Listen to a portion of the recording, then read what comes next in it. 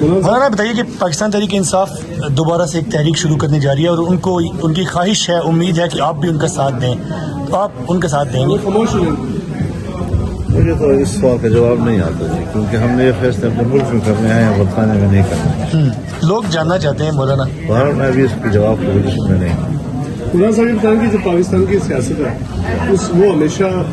بہت دوڑتی ہے، لیکن اینڈ میں اس کا جو رکتی ہے وہ آپ کے اوپر رکھتی ہے، اور ڈیسیجن میکر اور جو جس کو کہتے ہیں جو چینج آتے ہیں وہ آپ ہی ہوتے ہیں۔ تو مولانا صاحب یہ بتائیں کہ جو پاکستان کی سیاست ہے اس وقت کس طرف جا رہی ہے اور فیوچر کیا ہے؟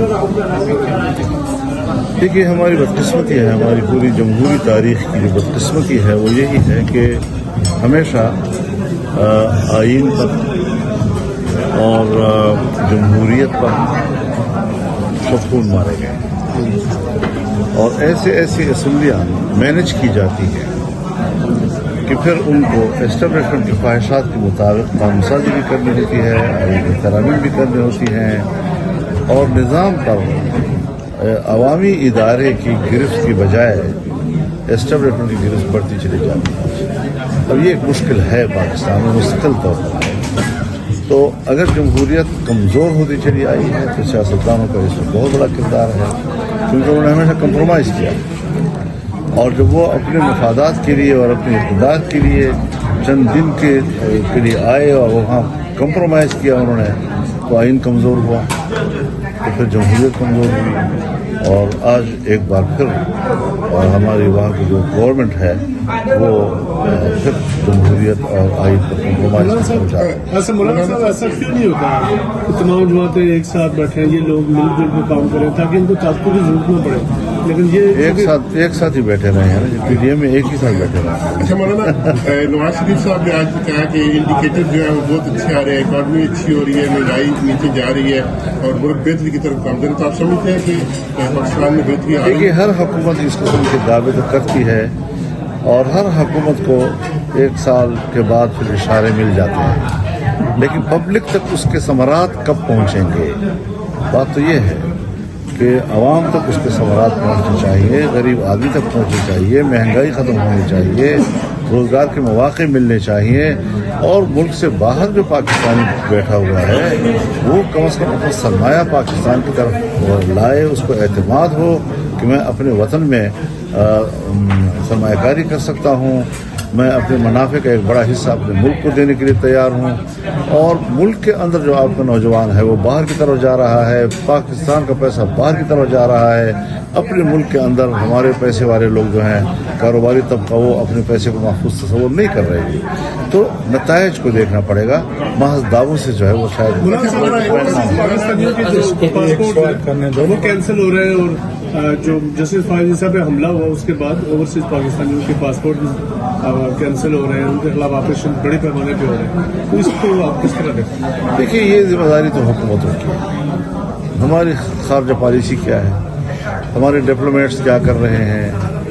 اور کیوں پاکستانیوں کو اور ہر شہری کو شک کی نظر سے دیکھا جاتا ہے، اس میں باہر کے ملکوں کی رویوں پر تو ہم تحفظات کا اظہار کریں، لیکن جب میرے ملک کے اندر ایسا قانون پاس ہوگا، میرے ملک میں نیب بنے گا کہ جو پیدائشی طور پر ہر پاکستانی مجرم ہے، ہم جس کو چاہیں گرفتار کر سکیں گے، اور یہ پھر اس کو ثابت کرنا ہوگا کہ میں مجرم نہیں ہوں۔ ابھی دوبارہ وہی قانون پاس ہوا ہے کہ ہم نے پھر ایک بار اجازت دے دی ہے دفاعی قوت کو کہ وہ شک کی بنیاد پر کسی بھی شہری کو گرفتار کر سکتے ہیں، یعنی پاکستان کے اندر آپ کا ہر شہری مشکوک ہے، تو جب ملک کے اندر آپ کا ہر شہری مشکوک ہوگا تو وہ جب دوسرے ملک میں جائے گا تو کیا وہ اس کو شک کی نگاہ سے نہیں دیکھیں گے؟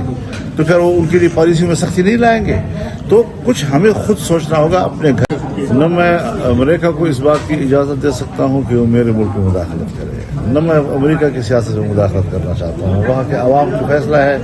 یہ بات مد نظر رہنی چاہیے کہ ان کی خارجہ پالیسی چاہے ڈیموکریٹس کے ہاتھ میں ہوں چاہے ریپبلکن کے ہاتھ میں ہوں، دنیا کے لیے ایک ہی پالیسی رکھتے ہیں، ملک کے اندر کے بعد آپ یو کے آئے ہیں، آپ کے مطلب یہاں فالوورز بھی بہت زیادہ ہے کہ آپ کی یہاں پہ سیاست ایکٹیو ہوگی، اب آپ کی پارٹی بھی جیسے باقی پارٹیز ایکٹیو ہیں؟ नहीं, मैं यहाँ की सियासत में कोई मुदाखलत नहीं कर रहा। नहीं आपकी अपनी पार्टी के लोग मेरी पार्टी पाकिस्तान की है और वो पाकिस्तान ही में मुस्तहकम है और ठीक मुस्तहकम है। और जो बाकी पार्टीज यहाँ पे एक्टिव है जिनके वर्कर्स मुझे यहाँ उससे active कोई हैं। सरोकार नहीं है। मौलाना ये बताइए कि साबिक वज़ीर आज़म जेल के अंदर हैं, उनकी रिहाई के लिए आपका नाम आ रहा है कि आपकी तरफ से कोशिशें भी की गई बिहाइंड द सीन, या बुशरा बीबी जब रिहा हुई तो उस वक्त भी कहा गया कि मौलाना ने एक रोल प्ले किया है उसमें। इस सवाल से मेरी राय यही है कि मैं किसी सियासतदान के जेल में कैद करने के हक में नहीं हूँ, लेकिन ये कि उसमें मेरा कोई किरदार होगा ऐसा अभी कोई मरहला नहीं है। मौलाना साहब, साबिक वज़ीर-ए-आज़म नवाज शरीफ साहब आपके दोस्त भी हैं, जहाँ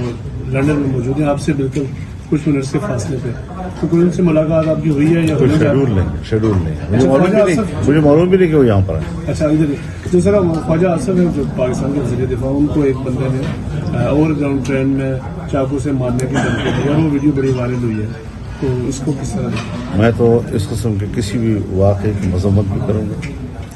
लेकिन जिस मुल्क में ऐसा वाक़या हुआ है उसकी जिम्मेदारी बनती है कि वो इसको कानून के मुताबिक गिरफ्त में ले। हम किसी दूसरे मुल्क के कानून में मुदाखलत नहीं कर सकते, लेकिन एक चीज़ नजराम पर आ गई है तो वाक़े पर तो मैं मजम्मत करूँगा, और कोई हुकूमत का बंदा हो या हिज़्ब इख्तिलाफ, मुल्क से बाहर उसको